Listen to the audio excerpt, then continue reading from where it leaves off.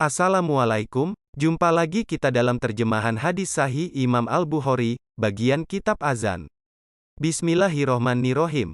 Telah menceritakan kepada kami Abu Al-Yaman berkata, telah mengabarkan kepada kami Syuaib dari Az-Zuhri berkata, telah mengabarkan kepadaku Said bin Al-Musayyab dan Atta bin Yazid Al-Laitsi bahwa Abu Hurairah mengabarkan kepada keduanya, bahwa orang-orang berkata, "Wahai Rasulullah, apakah kita akan melihat Rabb kita pada hari kiamat nanti?"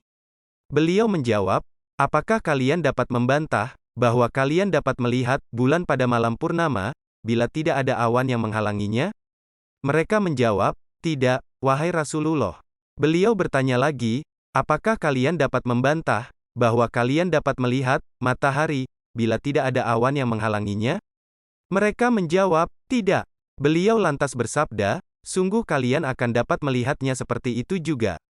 Manusia akan dikumpulkan pada hari kiamat, lalu Allah Subhanahu wa Ta'ala berfirman, barang siapa menyembah sesuatu, maka ia akan ikut dengannya. Maka di antara mereka ada yang mengikuti matahari, di antara mereka ada yang mengikuti bulan dan di antara mereka ada pula yang mengikuti Toghut. Maka tinggallah umat ini, yang di antaranya ada para munafiknya. Maka Allah mendatangi mereka dan lalu berfirman, Aku adalah Rob kalian." Mereka berkata, "Inilah tempat kedudukan kami hingga datang Rob kami. Apabila Rob kami telah datang, pasti kami mengenalnya." Maka Allah mendatangi mereka seraya berfirman, "Akulah Rob kalian." Allah kemudian memanggil mereka, lalu dibentangkanlah as-sirat di atas neraka jahanam. Dan akulah orang yang pertama berhasil melewatinya di antara para rasul bersama umatnya. Pada hari itu tidak ada seorang pun yang dapat berbicara kecuali para rasul, dan ucapan para rasul adalah, "Ya Allah selamatkanlah, selamatkanlah." Dan di dalam jahanam ada besi yang ujungnya bengkok seperti duri sadan, tumbuhan yang berduri tajam. "Pernahkah kalian melihat duri sadan?" Mereka menjawab, "Ya, pernah." Beliau melanjutkan, "Sungguh dia seperti duri sadan, hanya saja tidak ada yang mengetahui ukuran besarnya duri tersebut kecuali Allah. Duri tersebut akan menusuk-nusuk manusia berdasarkan amal-amal mereka. Di antara mereka ada yang dikoyak-koyak hingga binasa disebabkan amalnya, ada pula yang dipotong-potong kemudian selamat melewatinya. Hingga apabila Allah berkehendak memberikan rahmatnya bagi siapa yang dikehendakinya dari penghuni neraka, maka Allah memerintahkan malaikat untuk mengeluarkan siapa saja yang pernah menyembah Allah. Maka para malaikat mengeluarkan mereka, yang mereka dikenal berdasarkan tanda bekas-bekas sujud, atsarus sujud. Dan Allah telah mengharamkan kepada neraka untuk memakan, membakar, atsarus sujud, lalu keluarlah mereka dari neraka. Setiap anak keturunan Adam akan dibakar oleh neraka kecuali mereka yang memiliki atsarus sujud.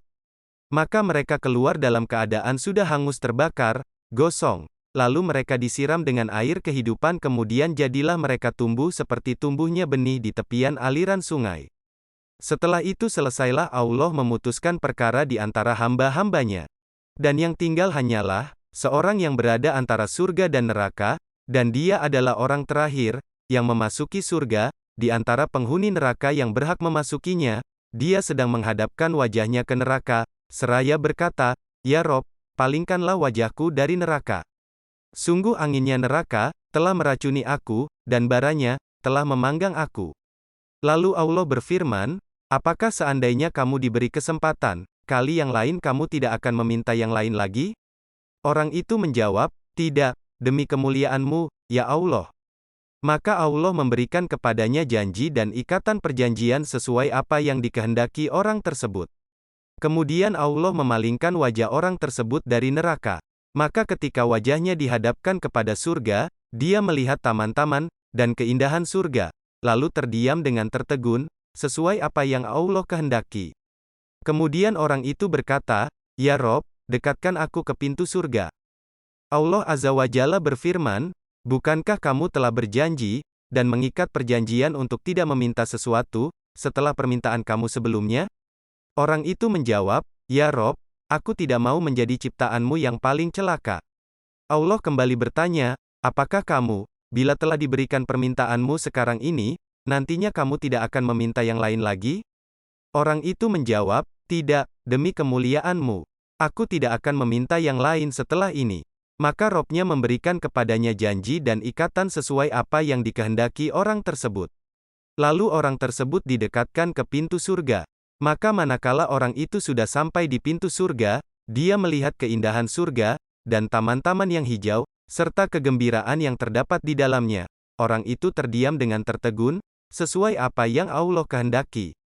Kemudian orang itu berkata, "Ya Rob, masukkanlah aku ke surga." Allah berfirman, "Celakalah kamu, dari sikap kamu yang tidak menepati janji. Bukankah kamu telah berjanji dan mengikat perjanjian untuk tidak meminta sesuatu setelah kamu diberikan apa yang kamu pinta?"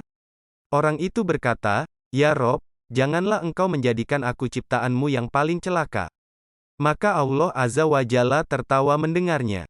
Lalu Allah mengizinkan orang itu memasuki surga. Setelah itu Allah Azza wa Jalla berfirman, "Bayangkanlah." Lalu orang itu membayangkan hingga setelah selesai apa yang ia bayangkan, Allah berfirman kepadanya, "Dari sini." Dan demikianlah Robnya mengingatkan orang tersebut hingga manakala orang tersebut selesai membayangkan, Allah berfirman lagi, "Ini semua untuk kamu dan yang serupa dengannya." Abu Sa'id Al-Khudri berkata kepada Abu Hurairah, "Sesungguhnya Rasulullah Shallallahu Alaihi Wasallam bersabda, Allah berfirman, ini semua untukmu dan 10 macam yang serupa dengannya." Abu Hurairah berkata, "Aku tidak mengingat dari Rasulullah Shallallahu Alaihi Wasallam kecuali sabdanya, ini semua untuk kamu dan yang serupa dengannya." Abu Sa'id Al-Khudri berkata, "Sungguh aku mendengar beliau menyebutkan, ini semua untukmu dan 10 macam yang serupa dengannya." Barakallahu fikum. Semoga Allah senantiasa menumbuhkan kecintaan di hati kita akan Al-Quran dan hadis-hadis Rasulullah Shallallahu Alaihi Wasallam. Amin.